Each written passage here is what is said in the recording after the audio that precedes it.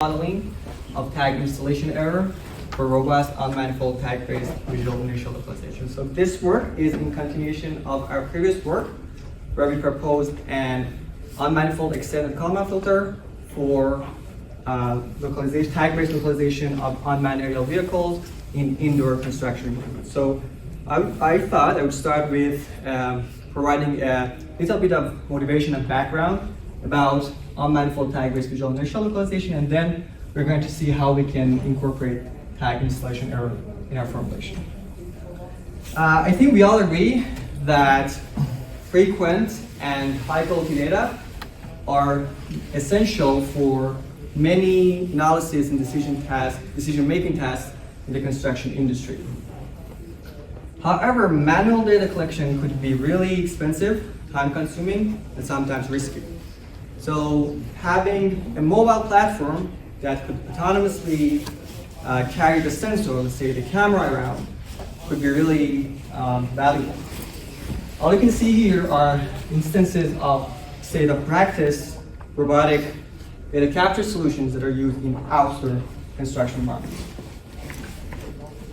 Despite all these advancements, in practice, we don't see as many options when it comes to indoor construction sites.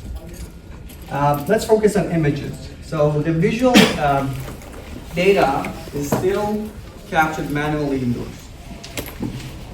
And the robotic platforms that can perform indoors are extremely expensive. So we thought we asked ourselves how we could enable low-cost UAVs, for example, to autonomously navigate in an indoor construction site, and perform automated data collection. But what is really unique about autonomy on indoor construction sites? So in general, indoor construction environments are cluttered and dynamically changing environments. This itself poses a lot of challenges to the autonomous navigation of any mobile platforms, including unmanned aerial vehicles.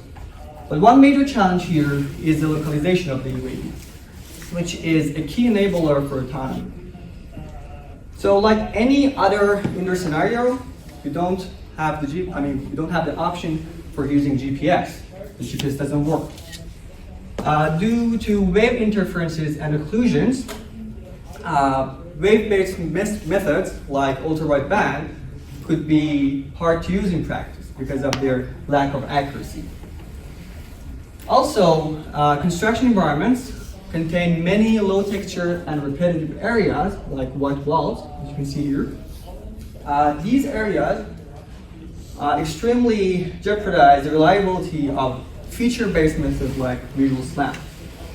On the other hand, we have 4D BIM and some practices like frequent indoor layout surveying that could be used for localization. So we thought Fiducial Markers could be helpful here. So Fiducial Markers like AprilTags are inexpensive, easy to install, easy to detect, and long-lasting features that can be surveyed too while indoor surveying is being performed. So based on what I discussed, we previously proposed a localization method, a tag-based localization method that fuses two sources of information.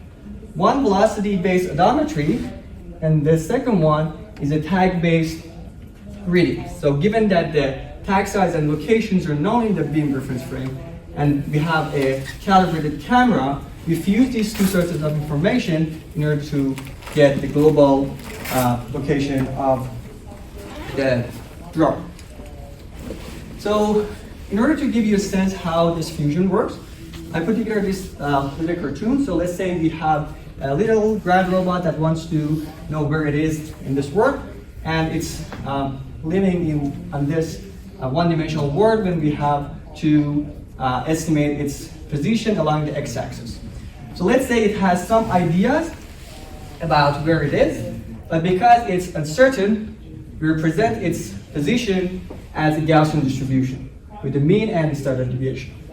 So let's say the robot moves, right?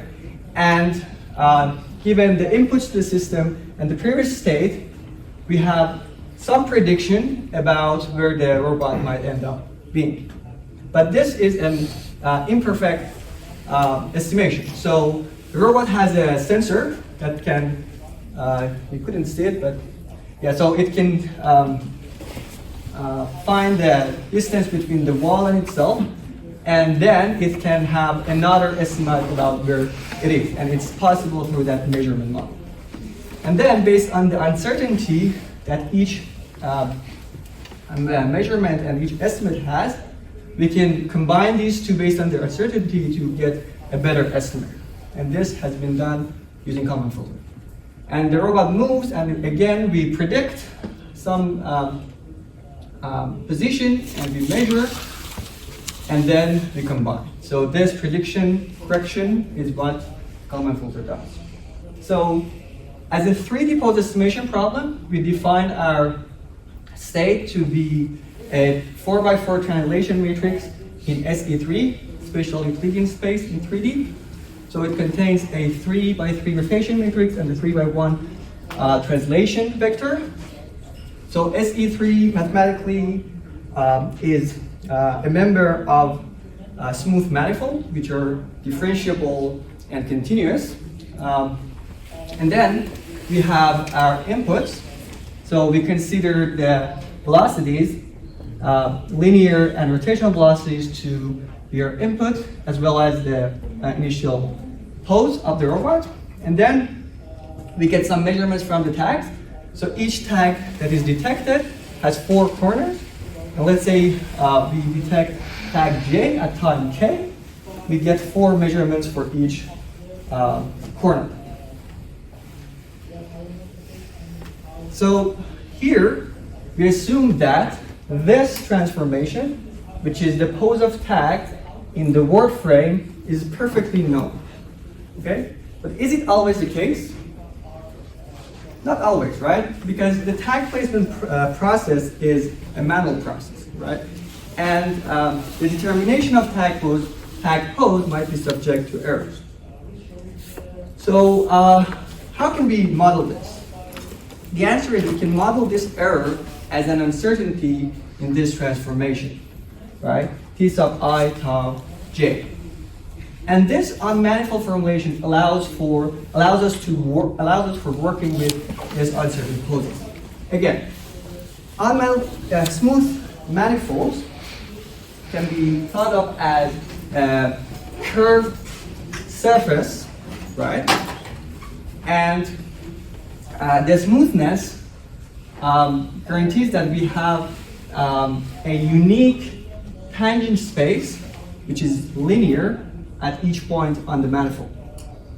And this linear space allows us to do or apply calculus, like take derivatives, take integrals, and so on. So we use this property here to represent our uncertain pose as a nominal large mean quantity and some perturbation. Right? So we assume that perturbation is zero mean and Gaussian. And when you linearize this, so the derivation is available in the paper, you could get to this 2-step prediction and correction, and using that you can find the pose in this state that you're interested in. But this has been encapsulated in this R sub k. Okay, so through the Kalman gate, this tells the estimator how much it should trust or rely on a measurement that is uncertain. So in order to evaluate our method, we performed 3 tests in laboratory and simulation environments. We used a compact low-cost UAV called Parrot Bebop 2, and we used 3 AprilTags. The size of each AprilTag is 16.5 by 16.5 centimeters. So this is an example of these trajectories. So I'm not sure if you can see it clearly, but we have 3 dots moving here. So a blue dot, a green dot, and a red dot. Red dot is when we don't use any tag measurements, that is referred to as dead reckoning, blue is our estimate, and green is the ground truth. And this is a trajectory, so it's not really clear. We have also an ellipse which shows the uncertainty in our estimate. So in this case, we use these three tags, as you can see here, and we accurately measure the location of tags with respect to a reference frame using some motion capture system. So here we kind of know where these tags are. Okay?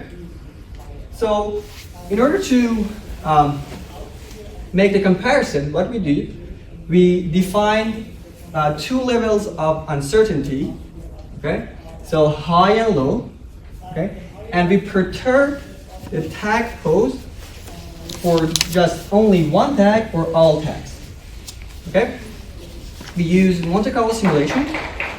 Every time for each iteration, we perturb the tag pose by sampling from the distribution that I defined a few slides ago. And then we performed the estimation. So we iterated, we performed Monte Carlo simulation for 200 iterations. And as you can see, when we have single tag, the effectiveness is lower than when we have higher uncertainties. But in general, our tag installation error, our estimator resulted in lower RMSD. So we calculated the root mean and square error for position in 3D.